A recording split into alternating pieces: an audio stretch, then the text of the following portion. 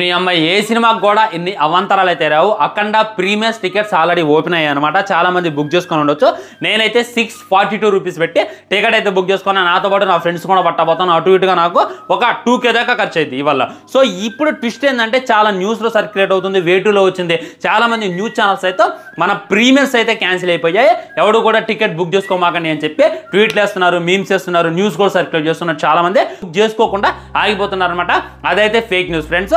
Court stay ఇచ్చింది నిజమే. దేనికి స్టే ఇచ్చింది? మీరు ప్రీమియర్స్ కోసం వీళ్ళంట ఇప్పుడు 600 టికెట్ రేట్ నడుతుంది కదా, దీన్ని 800 చేయాలి, 1000 చేయాలి అని చెప్పి పర్మిషన్ అడిగారంట. దాంతో కోర్టు వాళ్ళంట దీన్ని నిరాకరించారంట.